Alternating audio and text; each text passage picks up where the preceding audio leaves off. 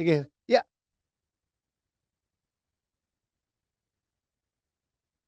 Mr. Chair. Mr. Chair. Hoy! Mr. Chair. One question lang daw kay Secretary Abalos. Dali lang po. Yeah, you're saying something? Yes po, kasi gusto lang, Mr. Chair, pwede po namin itanong, kayo na lang po magtanong kay Secretary Abalos kung sino po yung nag-alok sa kanya ng tumulong para mahuli si Pastor. Kasi yun na yung 10 million po para malaman din po namin kung sino po ang nag-alok. Okay. You want to Yes, respond, Yes, Secretary Abalos? Go ahead. Minister ba ho? Ma'am? Minister? Executive Secretary. Okay. Sana maunawaan po ninyo, no, dahil nagbigay po kayo ng 20 million. Yung mga tao po ngayon ay natatakot for their safety, no? At and it's because of this, sana maunawaan po ng chair at ng committee at ng ating po mga kasama sa KJOC na hindi ko pwede sabihin ng pangalan because precisely of this, of their own safety.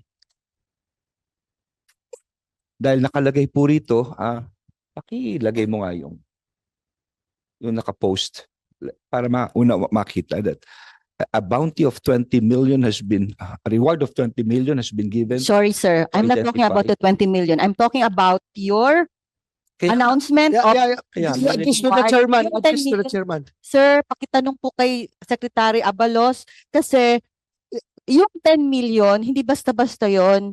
Kasi you're putting the life of our pastor in a shoot to kill situation. naku. Kasi, okay, wait. Let me talk. Please. Sige, Kasi, sige. go ahead.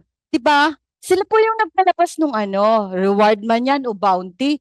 Anong motibo? Karapatan din namin sa Kingdom of Jesus Christ. So sabi niya protection, wala yung 20 million. Ang amin, yung buhay ni Pastor. Kasi lahat magkaka-interest na. Hindi na namin alam, NPA ba, priso ba yung ginagamit ng mga pulis na dinadamitan ng pulis lang. Kasi yun po ang lumalabas ng mga storya ng mga NPA, mga priso pinalabas, tapos dinadamitan ng pulis. Tapos hindi na talaga namin alam kung sino pa yung nakapalibot sa amin. Meron na rin mga palipaliligid kasi nga, nag-announce na si Secretary ng DILG na merong reward kung sino makaturo o sino ang makapagbigay ng information kung saan si Pastor. So kaming lahat, alis po sa amin, sir, malaman namin kung sino yung gustong tumulong. Kaya din kami on our part, sino yung gustong pumatay kay Pastor? Papakan namin ng 20 million. Pero ang tanong, the DILG Abalos, kasi siya yung secretary ng DILG, public Ganito lang. If Secretary Abalos cannot for the sake of Say it transparency. in open Yes. hearing, Opo. executive session, sir, you want to tell me? Well, ganito lang yun, sir, with due respect, no? Unang-una, hindi ako marunong pumatay. At walang pumatay Yung ko. kausap ko na pumatay. Mr. Chair, kasi po, yun ang sinasabi, pinapapatay, hindi kami ganun tao. Okay? Just to put it on its proper perspective. Klaro, kayo na rin nagsabi for any information. No? Hindi kami nagpapatong ng ulo kung hindi po kami ganun. Simple lang, meron tayong warrant, gusto naming hanapin, any information at all that could help, tumutulong po ito. Pangalawa, tingnan nyo, 20 million to identify donors of Kibuloy. Yan po ang nakalagay. So yung mga tao takot.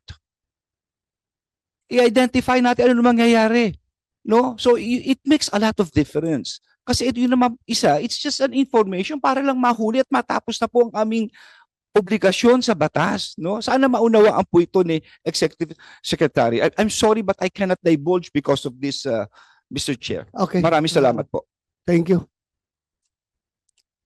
Hindi niya ma-divulge, very clear, because takot siya na baka may mangyari. Kasi ang kasi ninyo nagpatong ng 28 Siyempre, million sir. bounty. Takot Sir, alam mo, kung wala yung argumento ni Secretary Abalos na takot siya na malaman ng taong bayan kung sino yung nagbigay dahil sa counter offer niyo na 20 million, I can force him in a executive session. Kukunin ko talaga yung pangalan. Pero with that, I am also duty bound to keep the identities of these people in confidence dahil nga may counter offer tayo na 20. Intindihan ko. Sana maintindihan natin. So, hindi nila i-divulge kung sino yung magka-interest na magbigay at magtulong kay pastor. Ganun lang kasimple. Yeah, you heard it from him. Ayaw niyang Okay, so kung ayaw nila, ma-compromise. wala tayong magagawa. Yun naman pala. Maraming salamat po, Mr. Chair. Ma'am, maraming salamat po. Thank you, Secretary Abalos. Thank you.